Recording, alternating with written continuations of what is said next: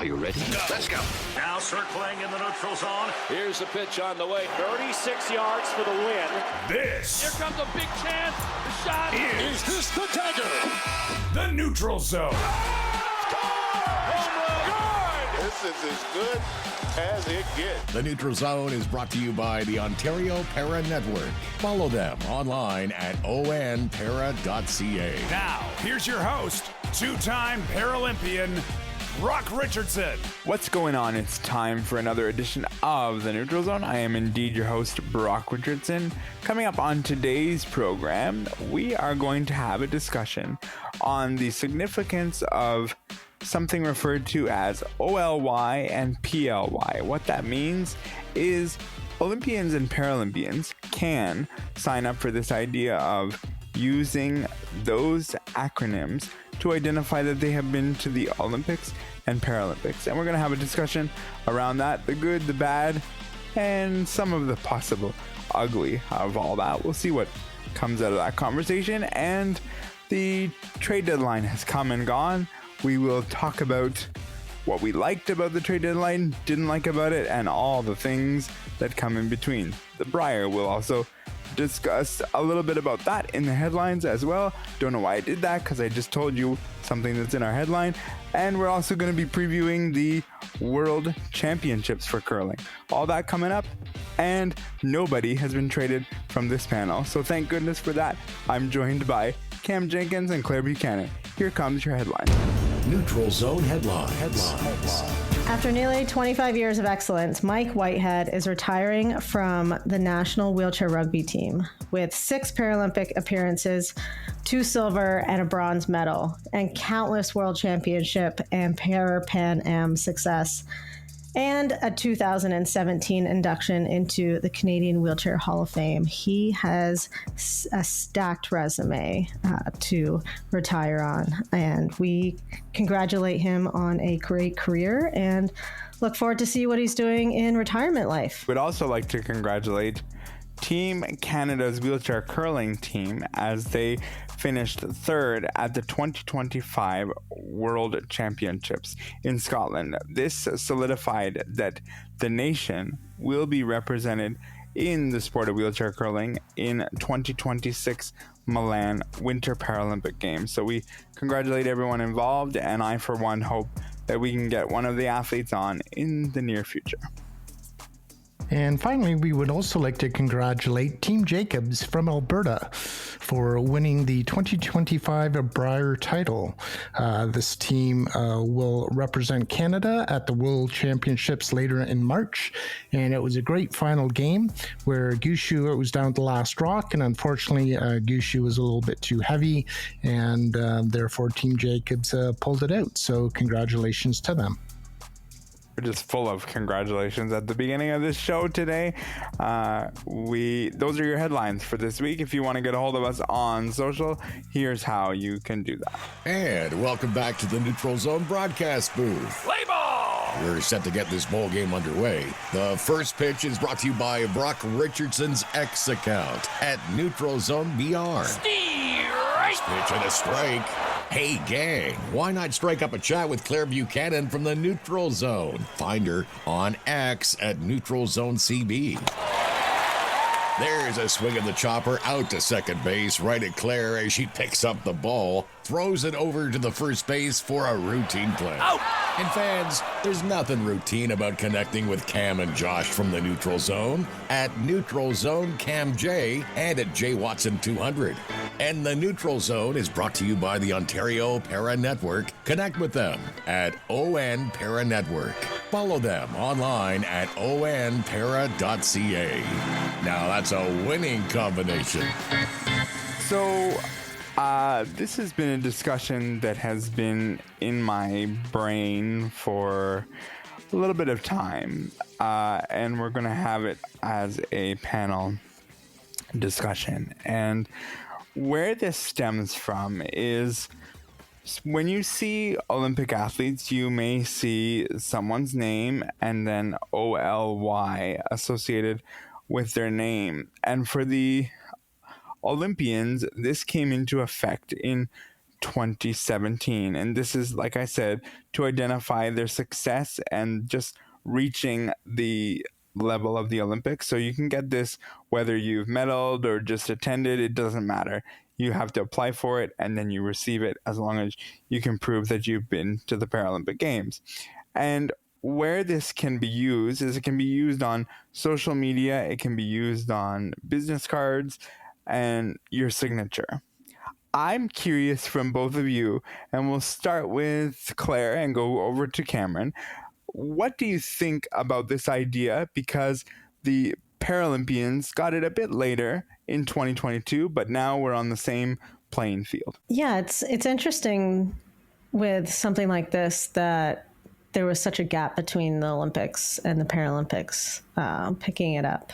You would think that something as what seems to be a simple few letters added to the end of your signature. The gap itself surprises me. At the same time, not, because there is gaps everywhere you see when you compare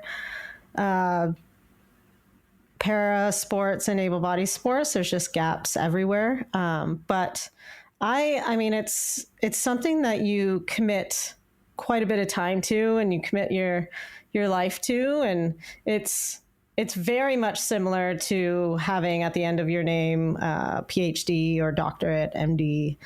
I would put all those things on the same level of importance, and the same amount of time that it takes to complete those and get those levels of education. I see it the same way in sports. And once you reach that kind of highest level and peak, you should have every right and opportunity to kind of boast about it and say, yes, I did this. I fully committed and I succeeded. And I love it. But for it to take that long for the Paralympics to pick it up is just a little astonishing. The Olympics and Paralympics are two different entities. So the Olympics, whether it was, the Olympic movement, or if it was just like a national that started it off, but I think it started from the Olympics, like the overall Olympics. It's two different entities. So the Paralympics, for whatever reason, when they saw that coming out in 2017, they didn't follow suit right away. Maybe they needed to do some research into it. Maybe there was a copyright, like who knows what the reasons were as to why it took 5 years approximately for the Paralympics to be able to have PLY next to their name. But I think both Olympic and Paralympic, they should be able to put that on their resumes, on their social media by putting PLY, because that shows the determination that Olympic and Paralympic people have. And especially when you're looking for a job, I'm sure that people looking at a resume will definitely see that and go, okay, well, this person has the drive, has the wherewithal to be able to succeed at this job because they've been at the highest level of sport competition. So I think that really shows the drive and determination that a person has as well. I am a two-time Paralympian, as is noted at the beginning of this podcast.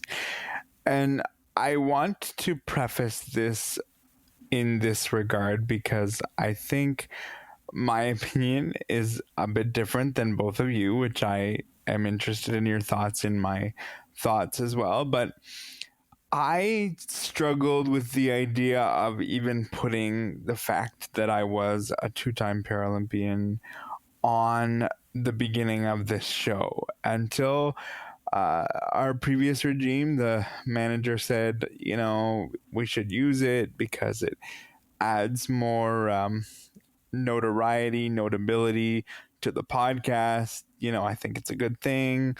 And so then I said, okay, let's do that. And so we've done that. And then we had the discussion when moving over to On Para about what we wanted the intro, and I said just leave it the way it is because I ultimately agreed with the decision being made. However, here's where I have a bit of a challenge, and the challenge is that not so much the current Paralympians or Olympians. The challenge is that I see people far removed from the Olympics, Paralympics, getting this on their signature. And I don't know that I agree with that, only because, and Claire, you use the word that I would use, only because it is a level of boasting. Do I believe that you've earned that right? Sure. I just don't know how far removed from it we have to say now we need to put it on. Like, I know for me, competing in the 2012 Paralympic Games is my last Paralympics. I just don't feel the need to put it in my signature. Maybe if I was still active, maybe if I was all that, maybe that changes. I just have sort of a weird vibe about it, and I do agree with both of you. You earned the right, but it feels a bit, especially when you get into people that competed 10, 15, 20 plus years ago. I don't know who wants to go first because my opinion is very different from both of you, so I don't want to put it on somebody, but somebody give me a thought. I really like that perspective that you just put forward, and it really resonates with when you think about athletes who, have been kind of away from the game for quite a while. And you as an athlete, like when you walk away from a sport and you do retire, it was kind of your almost entire identity for however amount of time you were competing and representing your country. So it's, when you walk away from whatever sport you were doing and you enter kind of this new phase in your life, there's other pieces to you that are going to become bigger and take up more space and time and get to shine through. So I would definitely have to kind of let this simmer a little more and see where my thoughts land. But I think I agree with you that like after a certain amount of time, it's not really who you are and part of your identity. It's more kind of like part of what you've done in your past. So I'm not fully on board, but I'm not also kind of off the bandwagon either with this perspective. But it's very interesting that you brought that forward. I'm off the bandwagon on this one. If you've earned a Paralympic medal, or even if you've earned to be an Olympian or Paralympian, you've earned that. You've earned that to say that until you're 90 years old and you're talking to your grandkids. Oh, I was on the Paralympic team and I won a gold medal, or I came in 6th in the world. And that's your given right as being a Paralympian. Like, no Paralympian or Olympian, there's so few spots available.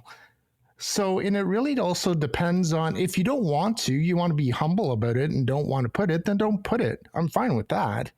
But at the same time, it depends on what type of career you want to do after the Paralympics or Olympics.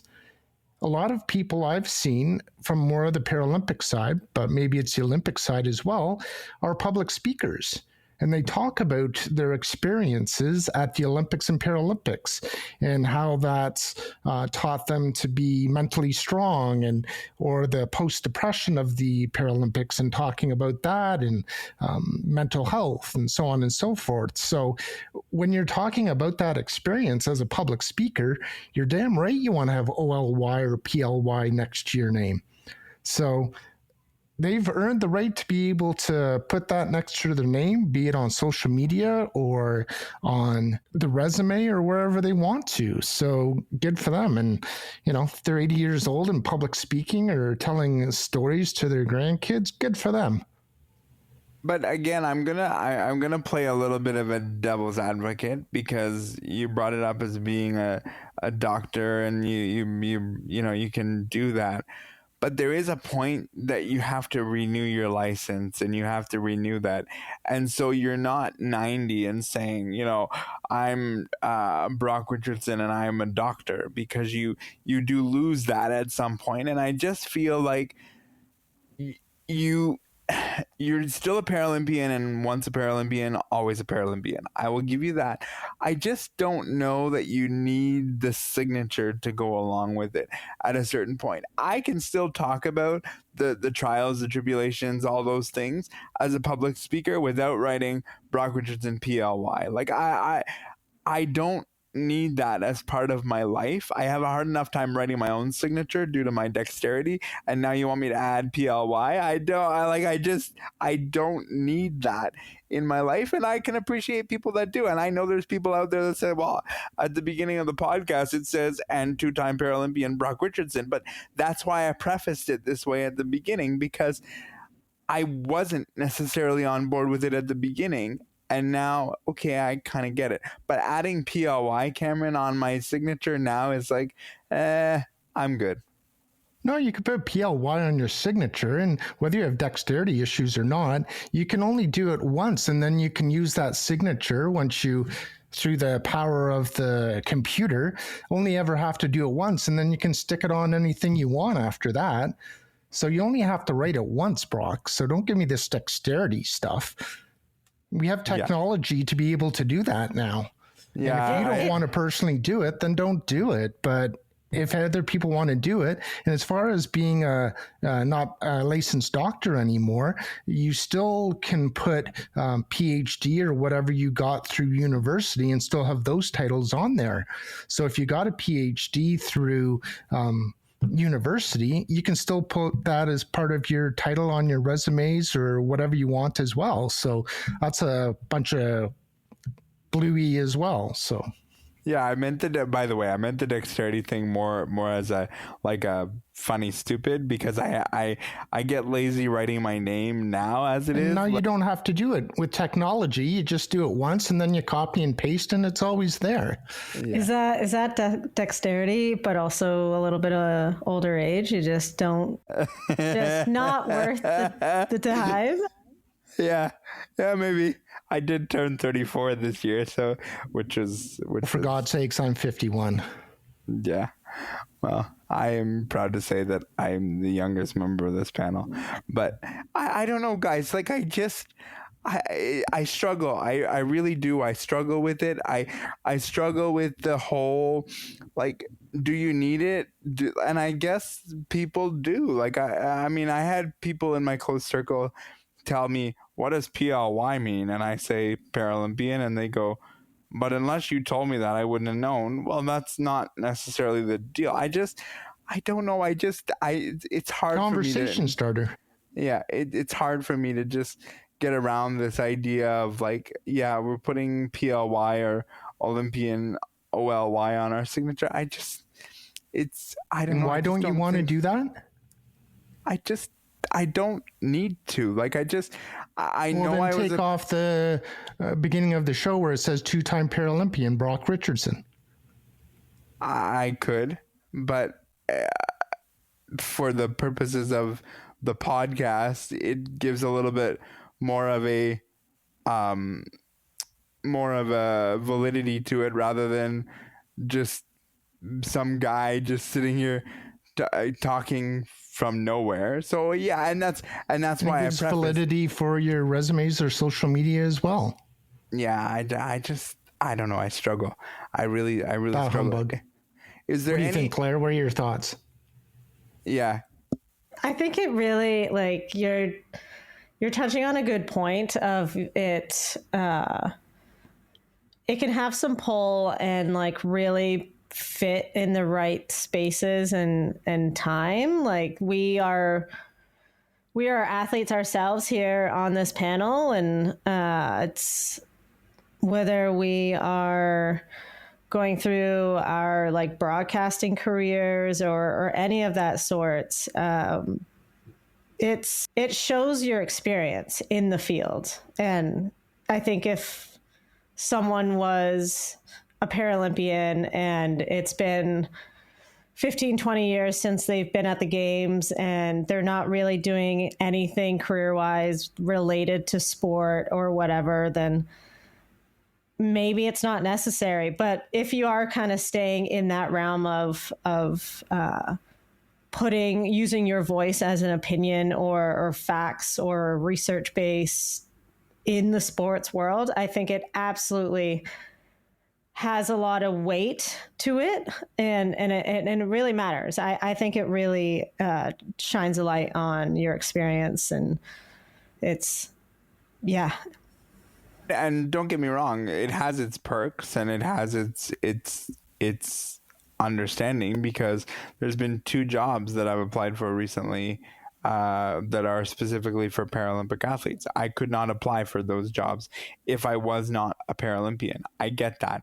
And I still want to preface it by saying more of my issue are the people that I see that are 15 plus years removed, now adding since 2022. And I know the argument can be placed, yeah, but it wasn't there for them when they were competing, so they should have the opportunity. I get that. I just think 15, 20 years goes by, if you're working and still using it in that realm, sure. But if it's just because I'm prideful and I want to boast, that's where I struggle a bit with it. Is not, and people can do what people can do. I'm fine with it. I just struggle a bit with the connotation of possibly, as Claire put it out there, boasting, but you put it out there in the beginning as like a positive. You've earned it. You're allowed to boast. That's fine. Cameron, any more thoughts? No, of course I have more thoughts. For mental health, or some people struggle, and it's harder for people with disabilities, let's be real, whether it's finding a job or in other instances as well. Maybe it just gives them more confidence to be able to say, hey, I am going to put this on my social media. Hey, I am going to put this on my resume because I'm proud of that. And maybe that gives them more confidence. And I'm all for that if that ends up giving them more confidence. Especially if they don't have the confidence and they need a little uplift. Is there any negative around having it on your signature, Claire? Is there any negative where you could say, this would be my 1 or 2, or how many ever you have, moments where I would say this is a negative side to this? No, I do not. Okay. I guess those athletes who have either gone to the games but have either been disqualified for just a number of reasons, whether it's doping, cheating, stuff like that. I think that is probably the one area where I don't think that is earned. Yeah, I would agree with that too. And as far as any other negatives off the top of my head, if it is people like you were talking about, Brock, that are just boasting or trying to, and it's not about lifting their confidence, it's just trying to be about, them and being conceited. I don't like that at all. So I wouldn't respect those people that are, just narcissistic or conceited and just kind of doing it for that reason and that reason alone. Yeah. And I mean, I'm going to give out my handle again. If people want to come at me this week, that's fine. I want to preface it by saying, people that are in the Paralympics that are still competing, or even within a decade of being part of the Paralympics, I understand and I support. Do not come at me if you're my Paralympic friends and saying, so what? Are you suggesting that No, if you are in the Paralympics and still competing for Canada, you have every right to be there. And I do see the argument and the side of the argument that says, yeah, but it wasn't there for the people that competed in 2000, 98, whatever. So I do see that. I just struggle with the boasting side of it, and that's really and truly where I land on it. And I've been wanting to have this conversation for a little bit of time, to be honest, but it's one of those conversations where I had a feeling, because I know my panelists, I have a feeling that I was going to be one of the people that was going to be like, no, I don't love it. And it puts you in a vulnerable position to be in a different frame of mind with it. when you're the host of the show and the show says, and two-time Paralympian Brock Richardson, but in the beginning, I didn't want it there. I was just convinced that it should be there. So, that's kind of where I land with that. And I think that there can be good with it. I do. It is an application process, so it's not like you can just write it on your profile. You actually have to go through the Paralympic Committee or the Olympic Committee to prove that you have been to the Olympics or Paralympics. So unless you have that in writing from them, you're not supposed to use it on your signature. Cameron, do you think that's a good sort of vet to make sure that somebody's not just going, oh, I went to the Olympics or Paralympics and I didn't do the paperwork, but I'm still going to write it? Or do you care either way? No, I think it's good to have checks and balances. I guess I got to, after this show, go on my social media and take everything off because I was never part of the Paralympics. So I'm kidding. I have never done that. But yeah, no, I think it's good to have checks and balances. And I think that it's a good way to do it. I wonder if they actually monitor that, though, but I don't know why anyone would put it on their social media if they I don't know why you would. I don't know why they would, but no, it's good to have checks and balances in place, and that's a bit of a checks and balance in place, so that's good. Yeah, that's a great question, Cameron. Is who or what is monitoring this and giving those green lights, and yeah, I absolutely think that you should kind of quote unquote apply for it and show your proof. Because like we've been talking about, it's no easy feat to get to the Paralympics. You yourself, Brock, know that, and you've done it twice. So absolutely should have kind of a process of making sure that it's valid. Well, and I think the other side of it, too, is that you can't just go and write that you have your PhD on your signature. So thus, you shouldn't be able to just do that as a Paralympian either, because I do think the signature sort of, you earn that and you earn that right, and you're allowed to do that. But just to make sure that the checks and balances are there, I think is of importance as well, versus just deciding that, you're going to write PLY or OLY on your signature. I think there does need to be that paperwork that suggests that, yes, in fact, you have been to the Paralympic Games. If you're looking at it from this perspective, should there be, or does it matter? And I'm thinking more in the sense of a job in particular. Should there be sort of like a footnote, if you will, in your signature, whether you've been to 1 Paralympics, 2 Paralympics, 3 Paralympics, because maybe in certain situations in jobs, it might make a bit of a difference. Should there be a footnote, or does it really matter? Claire, give me your thoughts on that. I think it will always matter and kind of pull weight and be important. I think it's something, no matter how far it's been, you should be proud that you've accomplished. I would add to the signature, if I was going to add it to a resume or something for a job, I would add the year that I was there. I would add the year of the Paralympics that I competed and attended in. So to add a little more information and kind of like better idea of, okay, this person didn't just retire from this sport. They've kind of been out it for a while, and that can kind of put in perspective of where they're at and the skill set that they bring to the table. Because it does also, we know that the skills that you acquire as an athlete very much transfer over into all areas. So I absolutely think it's important. Yeah, I'm going to have to disagree again. Sorry, ladies and gentlemen. I think if you just put PLY or OLY, that's good enough to put on your resume, because once people start to realize what that means, that'll probably come up during the interview process, and they'll say, oh, you went to an Olympics, or, oh, you went to a Paralympics. Which one did you go, or which one did you go to?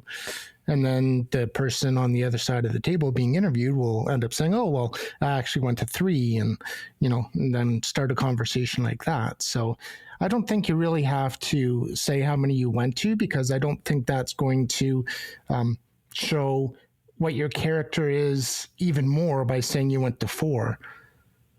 What's the difference if you've gone to 4 Paralympics or if you've gone to 1 Paralympics, or same for the Olympics? Means that you went there. It doesn't mean that you're that better of a person just because you went to 4, in my opinion.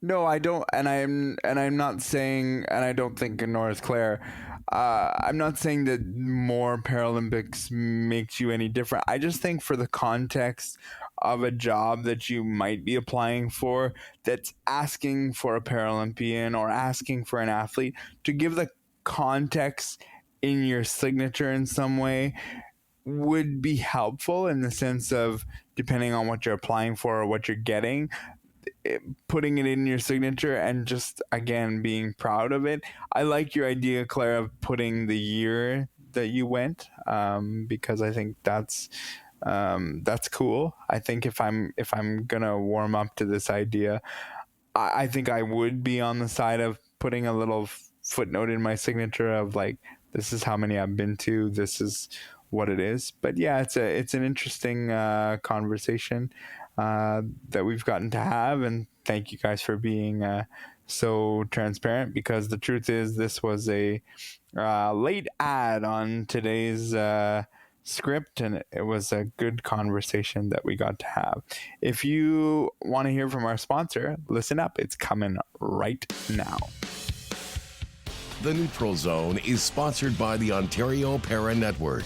Their focus on the growth and development of wheelchair basketball, tennis, and rugby in Ontario. Let's chat a little bit about the Brier and the Scotties, but not so much in detail about what happened at the event. It's more, where I want to go with this is more who is representing Canada at these World Championships. We know that Rachel Holman is representing Canada at the Women's Worlds, and we know that Brad Jacobs is representing Alberta, and he actually took over for the Botcher team, as Botcher went with Team Canada and Gushu, and they lost in heartbreaking fashion, but they'll pick themselves up, I'm quite sure.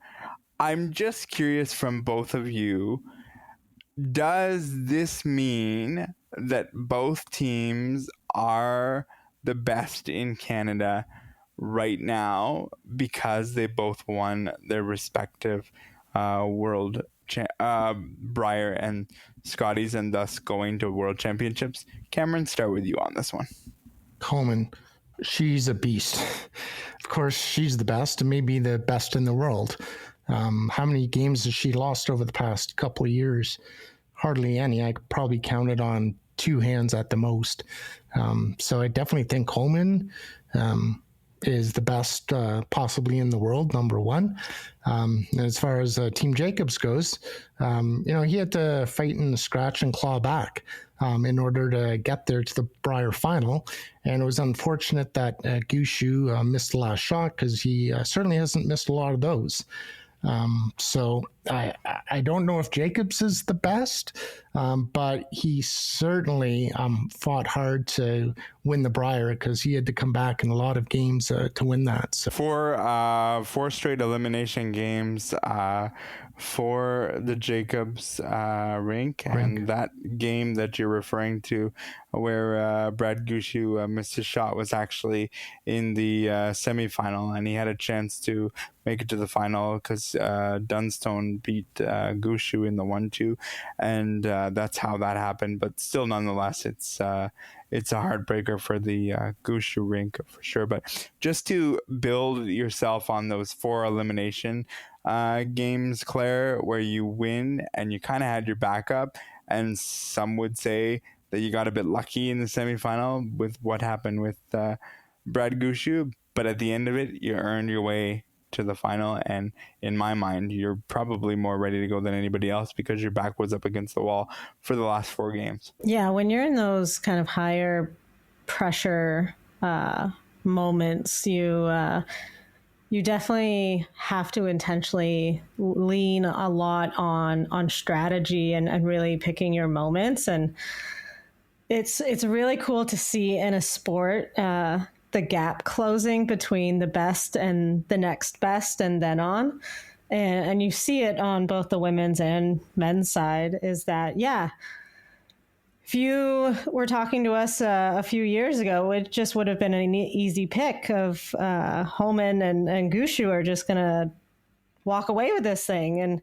And now you're having these conversations of like, if a team comes in and they just work their butt off and continue to kind of push through those harder moments, that's what it takes. It takes on one day the best kind of athletes in the world to make one little mistake, and it gives room for those next groups and teams and athletes to snag that spot. And that's why we love sports, right? We love moments like that where it just you never know what's going to happen. And the best curlers in the world have those records and have those small number of mistakes for a reason. But man, on any given day, yeah, you really have to make sure that you're on point, because that's what makes sports exciting is that team to turn around and say, no, actually we're taking this one today. Yeah,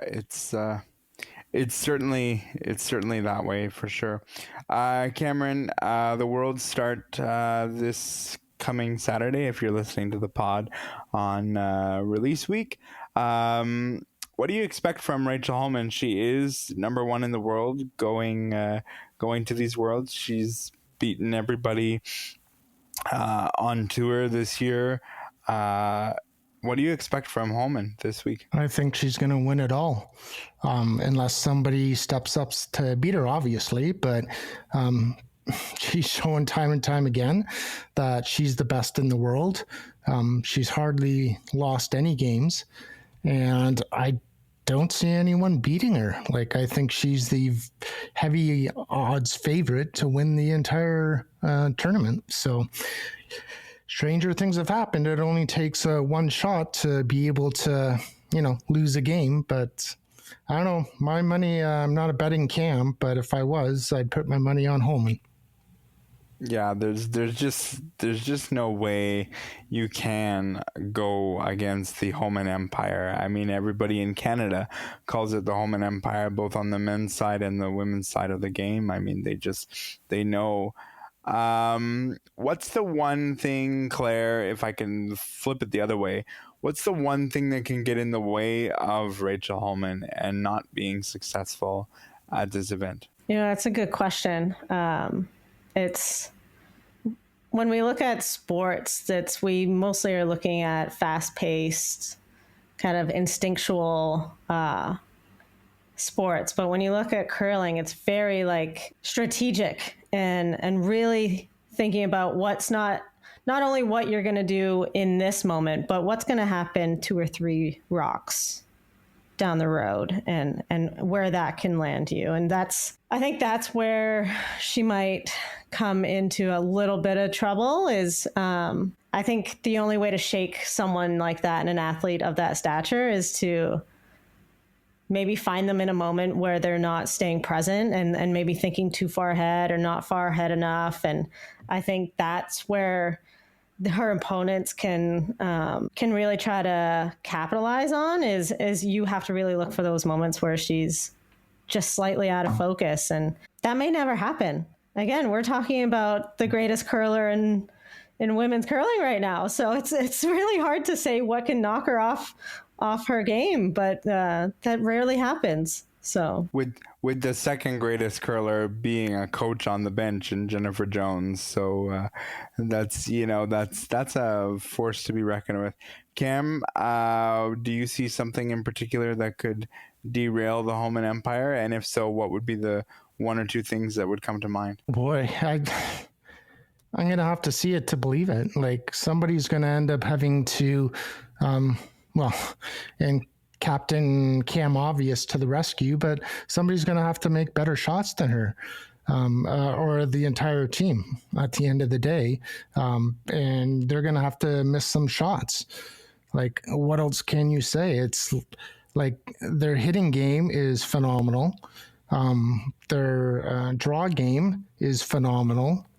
And they've shown that time and time again, and their record shows it. So how can I can't even think of a way that another team can beat Homan, because usually, like, there's a crink in the armor, or they have some weak spots, but I don't see any. Do you, Brock? I think maybe Father Time might be the one that gets her in the end, and it might not happen this year or what next year, or however long she decides to stay in the game. But there are those moments where you see kind of the turning of the tides, and she'll still be successful, but like not as consistent. And it's just, I think Father Time is going to be the one that kind of kicks her in the butt. Father Time is nowhere near catching Homan, I'll tell you that right now. Cameron, to answer your question, I do see one potential thing getting in the way, and I saw it, believe it or not, a little bit at the Scotties, and I thought, you probably can't get away with this at the World Championships. And we know that Val Sweeting and Rachel are both skips in their own right, and Val has fallen into that third position quite well. The only thing that I would add is that they can be kind of fight for Rachel's approval in the house. And what I mean by that is Emma Miskew spent years as Rachel's third and vice skip, and over the last couple of years they have switched that. And sometimes on the ice I see Emma fighting for her position or her point. I think you have to allow Rachel to make the decision. I think sometimes you see Rachel battling between what Emma's saying and what Val's saying, and it doesn't happen a lot. I'm not trying to be fully critical, but it does happen enough that I think to myself, you really have to kind of go with one or two thoughts and let Rachel decide which shot she would like to play or she would like somebody else to play, and at best defer to your thrower if there's a point at which you're like, this one, that one, which one do I want to do. I think you just need to stay out of the way of Rachel and let her do her job and not muddy the ice by adding so many thoughts and strategies and all those things, because that can get in the way of a long round robin at the Worlds. Every team communicates. Every team goes through that during a game where they ask what shot. The four people will talk about it. Sometimes they even get the coach out and do a timeout, and then the coach comes in and gives their opinion too. So I don't think there's any animosity with that team, and especially between Miskew and Homan. And at the end of the day, the skip is the one to say, okay, this is the way it's going to be. And then they make the decision. So that's the way it is. Yeah, I just think that we have to be a little bit mindful of how many of the ideas we give to Rachel. But you're right, they have figured it out. And I'm just trying to find that one little tiny thing that makes me go, can she really go back to back on the Scotties and then back to back on the World Championship? Like, I'm not betting against her, but it's hard to do back to back at the Scotties and then back to back at the Worlds. On top of that is real tough.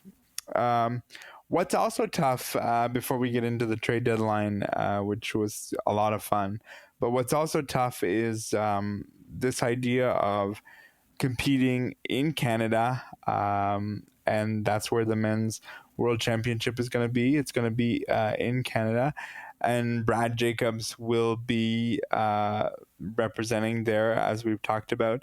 What kind of extra pressure does performing in Canada have for you? Does it help you? Does it hinder you? Is it a mix of both? Cameron, go first on this one. It really depends on the person.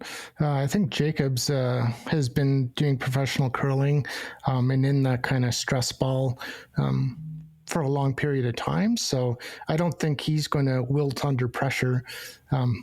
Myself, I don't think he will, because he's done enough competitions in his day. So I don't see him wilting.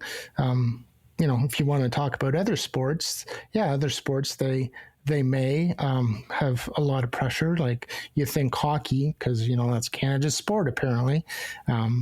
Something like that, players may wilt, but as the Four Nations showed, Canada didn't wilt at that either. So, no, I think Canadians specifically, they thrive on it and they love it. Yeah, I agree in the sense that having the crowd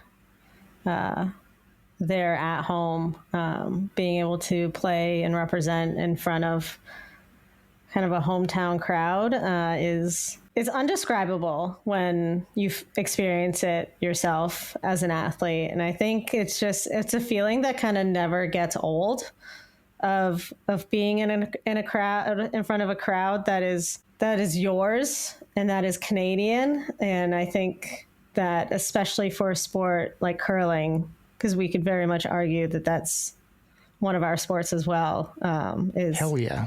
Is that, I think it would be a plus. I don't see it as a negative at all. Especially for Brad Jacobs. Brad Jacobs' MO is the feed of the crowd. He was loving every minute of what was going on during the final. There was 4 blanks to start the game, almost a fifth. There was intended to be a fifth, but it just didn't pan out. And he just fed off the crowd, and I think that's going to be the thing that kind of separates him from anybody else. Is he's gonna love the crowd, and he plays into it. He gets them trying to go. Like, his game is just energy focused, and I think he, like nobody else, is happy that it's in Canada, the World Championships, because that Canadian pride that exists, especially with all of the temperature that's around the world with the Canadian pride. I think Jacobs is gonna say, I got you for 10 days.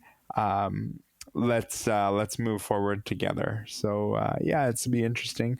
Like I said, the Women's Worlds gets started on Saturday, March 15th, and then the Men's Worlds gets started the week after the World Championships finishes for the women. So lots of good stuff to get a hold of.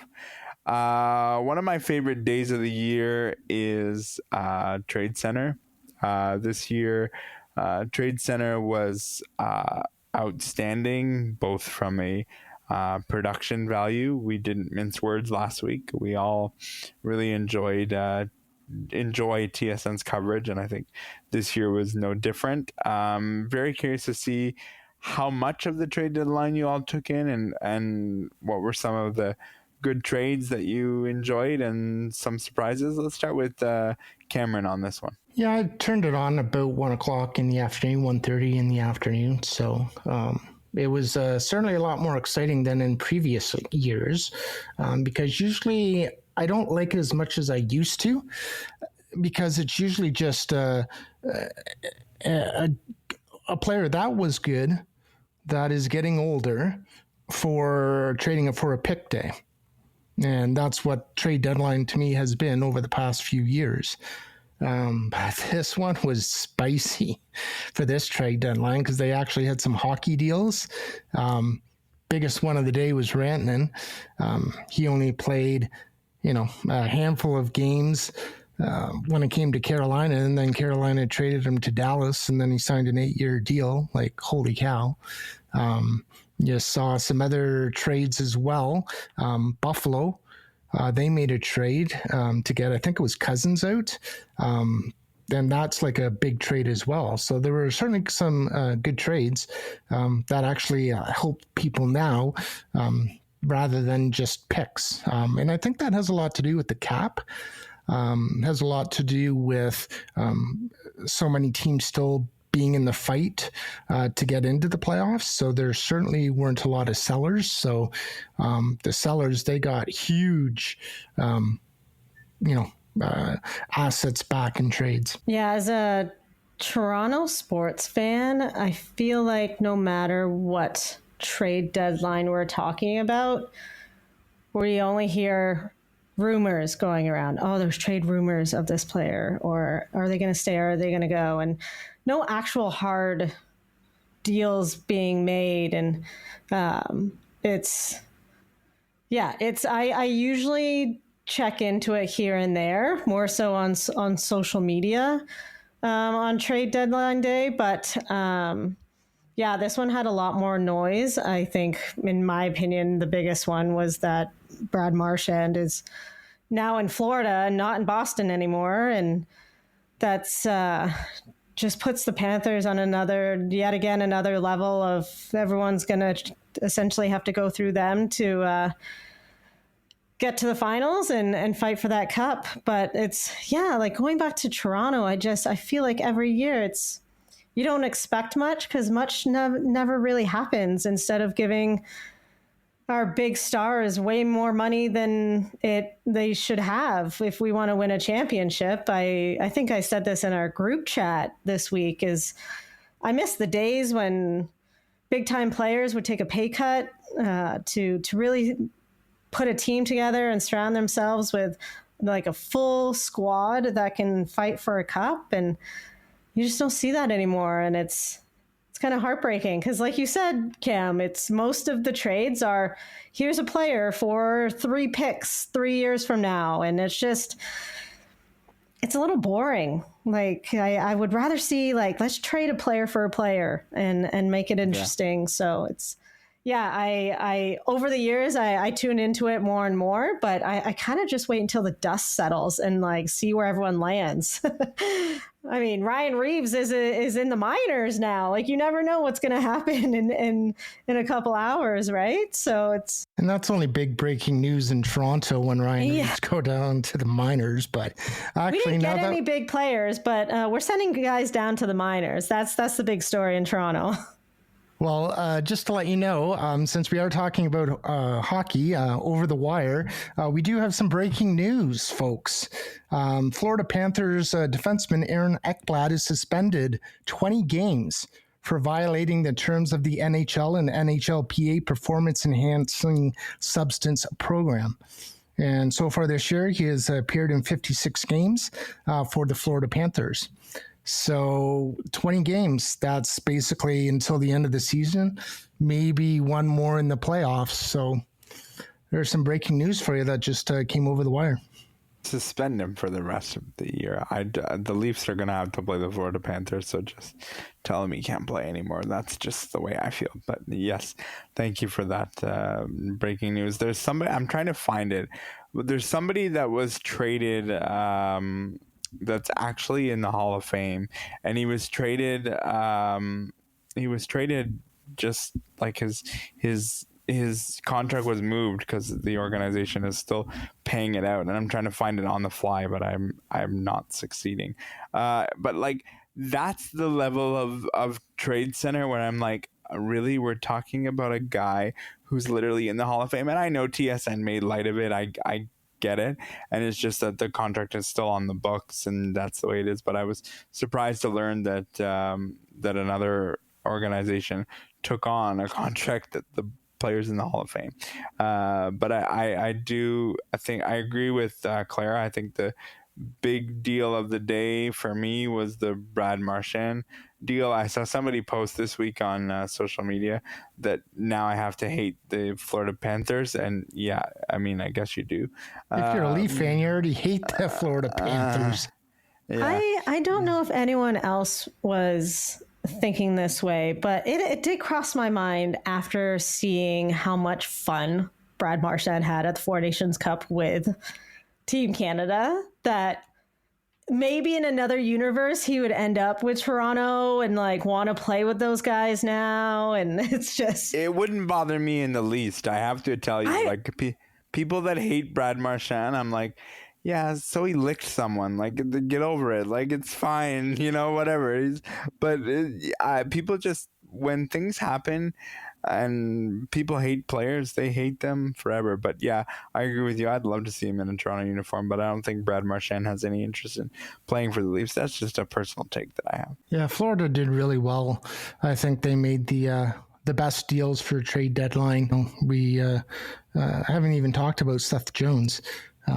They got him from Chicago, and he's a defenseman, and they got him at, his, I think it's 9.5 or 9.6 was his annual salary, but they got it down to 7.5 or 7.6 with going to Florida, and he's a minute muncher. So they've got a damn good defense core, and they're going to even need it more after the news of who just got suspended for 20 games. So I think Florida probably did the best deals for deadline day as it pertains to the playoffs and possibly a good Stanley Cup contender. Yeah, I would agree. I think that the East, you got to go through the Panthers. You got to go through the Washington Capitals. Ovechkin's going to break records that have withstand for quite some time. They're on a roll. I would love to tell you that the Leafs got better, and I think they did. I just don't think they got good enough to get out of the East. They may get out of the Atlantic Division, but they'd have to go through Florida to do that. Florida, Tampa Bay, and so on to get through. And even if they were to get through, they'd be like mincemeat by the time it's all said and done. What about our friend Kyle Dubas, former Maple Leafs GM, taking two players from the Leafs and only giving back 5th round picks so we could do the deals that we did? I never thought in a million years that Dubas would help us out by taking 2 players to be able to make the other couple of deals that we did. Yeah, that's what makes good GMs is you make good deals, and I heard that a few times on the broadcast. I agree with you, Cameron. I don't think that I would have had that on the bingo card last Friday, but hey, I think cooler heads can sometimes prevail in a situation like that, and I think that's what you are seeing there. And Pittsburgh is just not going anywhere this year. Like, it's not happening. So I think you gotta, fill the cupboards, build your assets, and trust me, he did it because he felt it was a benefit to himself. And but yeah, I agree with you that I was a bit surprised with that as well. Which Canadian team do you think has the best chance to go the furthest in the playoffs? Let's go with Claire on this one. Well, if Connor McDavid gets on a better scoring pace than he is right now, Drysdale is kind of carrying a lot of the weight point-wise. I think that they can be another contender yet again. That would be kind of the team that I would pick to really go deep. Yeah, like you guys just touched on it. I would love to say the Maple Leafs, but they have their path through the playoffs to get there is, I think, one of the hardest. We've seen that. Who knows? We don't have to put up with, we might have to play Brad Marchand again in the playoffs. Yeah, he's just going to be wearing a different frickin' jersey. See what I mean? I was just in this dreamland of like, man, it looked like he had so much fun in the Four Nations Cup. Man, put him on the Leafs team, man. Like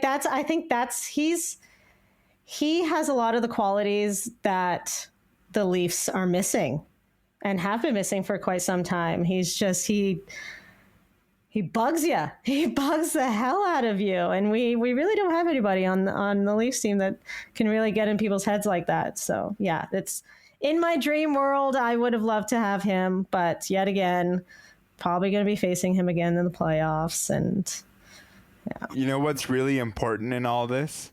If the Leafs want to have a good chance, and I have a reason for it, but if the Leafs want to have a good chance, they have to win the division. Because if they win the division, they don't have to play in the first round, either Florida or Tampa. They have to beat up on each other that first round. So that's where I want to see Toronto win. Because if you've got to go through Florida or Tampa Bay, you're in big trouble to do that. It's the Atlantic Division is very tight. As we record this, Toronto is a few points back of the first place spot, but it's just going to be an interesting time as we go. And I have found the research. I'm telling you, I was looking through my socials because I knew I pinned it somewhere. Shea Weber was traded from the Blackhawks to the Utah franchise, and he's in the Hall of Fame. Like, that's the level of where I'm like, really? That's where we're at with this? Like, Utah, you want Shea Weber's contract when he's not even playing? Yeah, it's whatever. But yeah, it's bizarre what happens in the trade deadline. God bless James Duthie and the panel for doing all that. They were on longer than Sportsnet. I think Sportsnet's figured it out that we'll come on at like 11:30 Eastern, and we'll do it from there. But yeah, it's a long day. As for my answer as to who I think will go the furthest, I think Winnipeg right now is leading their division, and I think that if Connor Hellebuck can be Connor Hellebuck, they have the horses that could ride it far. I agree with Claire though, and I agree on the level that Edmonton was just at the Stanley Cup final. It's tough to get back, but you almost had it and you could get there. But no, I think Winnipeg's going to be the furthest Canadian team to go in this year's Stanley Cup playoffs. But we still got 18 games or so for most franchises left before we can do that and start the playoffs. Baseball starts soon, so that's fantastic as well. We'll chat about the Blue Jays coming down the wire very soon. But that is the end of our program for this week. Wait a second. What am I, disabled or something? You don't want my pick for who's going to come out of Canada? Okay, yes. I apologize. I thought you went already. Proceed. I think the Winnipeg Jets are also going to make it out. I don't believe in the Oilers because they have a AHL goalie in Skinner, so I don't think he's going to take them all the way to the Cup. I think Hellebuck, if you have a great goalie, which he is, I think that's going to be the way to do it. So out of the Canadian teams, I think Winnipeg Jets. And of course, I would love my beloved Maple Leafs to win. And I think they have the goaltending this year, but I still don't know if they have the offense to bring it home. Hold on. Can you say that again about Stuart Skinner? He's like an AHL goalie. Wow. That's amazing. What, did I stutter?